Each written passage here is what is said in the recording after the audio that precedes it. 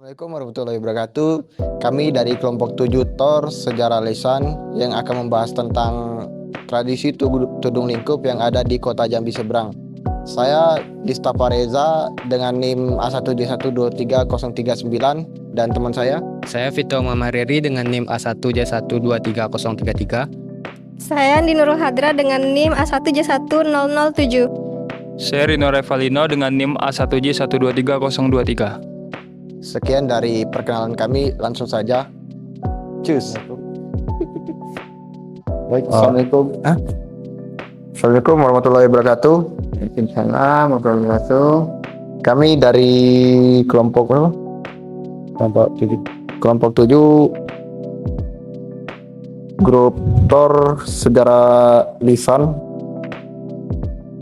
yang akan membahas tentang tradisi tudung lingkup. Baik, kami di sini bersama siapa, Pak? Bapak Fikri. Pak Fikri. Baik, langsung saja kami akan melanjutkan wawancaranya dengan pertanyaan yang pertama, yaitu jadi bagaimana sih pengertian dan filosofi tradisi tudung lingkup yang ada di dalam budaya masyarakat di Jambi seberang ini? Ya, baik ya, sebenarnya kami ini adalah museum khusus Islam, tapi kalau terkait tentang tudung lingkup mungkin sepengetahuan saya, tapi tidak banyak sih, karena kami fokusnya sejarah peradaban Islam di Provinsi Jambi. Tapi karena saya orang seberang juga, jadi sedikit banyak tahu lah. Adapun tudung lingkup itu merupakan kearifan lokal sejauh ini di Jambi Kota Seberang ini yang memang sudah sejak ratusan tahun lalu digunakan masyarakat Jambi Kota Seberang, ya, seperti itu. Adapun tujuannya itu untuk menutup aurat, ya. Nah, tradisi tudung lingkup itu biasanya itu digunakan tuh di kawasan pecinan. Kawasan pecinan tuh mulai dari Olak Kemang, ya, Kampung Tengah, Kampung Jelmu, di Bedung Laut. Itu ketika ada pesta-pesta masyarakat dulu, kalau ada yang mau pernikahan tuh, itu pakai tudung lingkup yang perempuannya. Jadi sehingga auratnya itu tidak nampak, tidak terbuka oleh laki-laki. Biasanya juga itu kain batik, itu bahannya. Seperti itu. Baik Pak.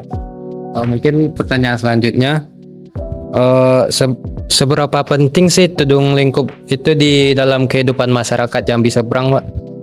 Iya, pada waktu itu kisaran abad ke-18 hingga 19 Masehi itu memang peranan tudung lingkup ini sangat familiar, merupakan tren, juga menjadi tren juga di Jambi seberang ini, karena rata-rata dari yang gadis sampai yang nyai-nyainya, dari yang nenek-neneknya itu menggunakan tudung lingkup pada waktu itu dalam upaya untuk menutup aurat tadi, ya. Namun seiring waktu berkembangnya zaman, tradisi tersebut mulai berkurang, mulai jarang dilihat, ditemui. Tapi mungkin kalau yang masih mempertahankan itu mungkin ada sekali kita ketemu seperti itu. Mungkin masih ada pertanyaan Bapak lagi, Pak. Iya. Apakah di tradisi tudung lingkup ini diwariskan secara turun-temurun? Memang jika iya gitu, Pak, bagaimana cara proses pewarisan tudung lingkup itu? Iya, kemarin kita Museum Menara Gentala Laras pernah melakukan seminar kajian tudung lingkup.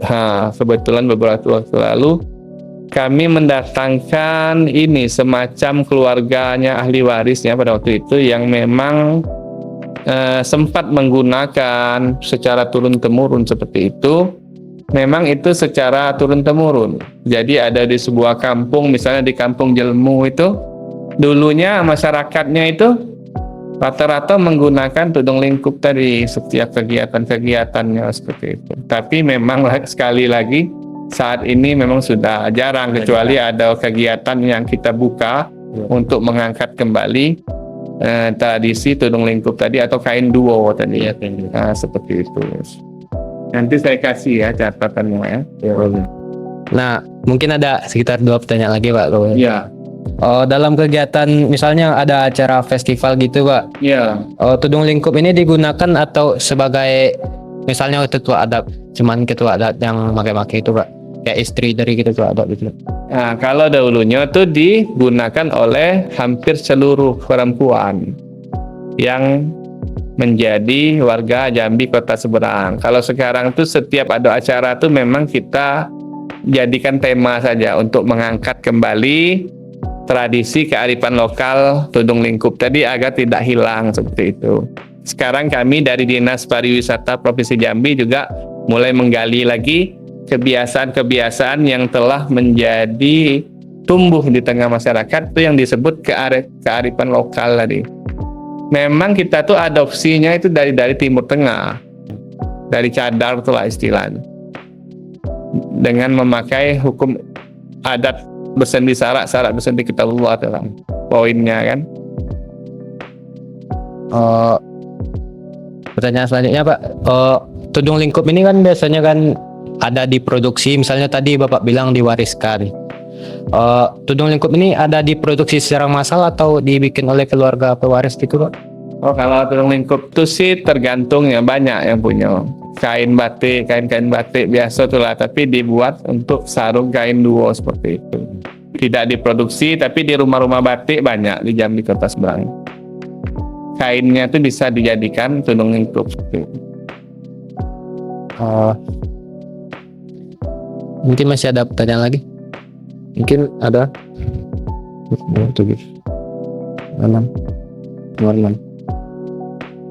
Jadi yang terakhir mungkin apakah penggunaan tudung lingkup ini terbatas pada kelompok tertentu atau seperti usia atau gender gitu dipakai untuk Iya.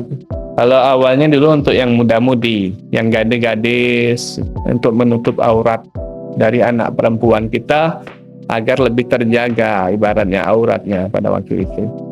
Dan juga pada masa itulah orang tua memang sangat ketat sekali di Jambi Kota Seberang ini. Bahkan dari segi kamarnya pun dipisahkan. Kalau anak gadis itu biasa ditaruh di bagian sebelah kamar orang tua agar bisa terpantau. Makanya kami juga mempunyai rumah-rumah lamo itu yang memang isinya itu memang dibatasi. Tempat anak gadis paling ujung biasanya. Tidak boleh di depan, tapi kalau kamar anak laki-laki itu di depan sekali boleh. Karena dia bisa mandiri. Terima kasih Pak Ya, Fikri sama-sama. dari staf Museum Gentala. Mungkin sekiranya hanya ini saja yang dapat kami tanyakan, wawancarai dari kelompok ketujuh dari Sejarah Lisan Grup Tor. Terima kasih. Assalamualaikum warahmatullahi wabarakatuh. Waalaikumsalam.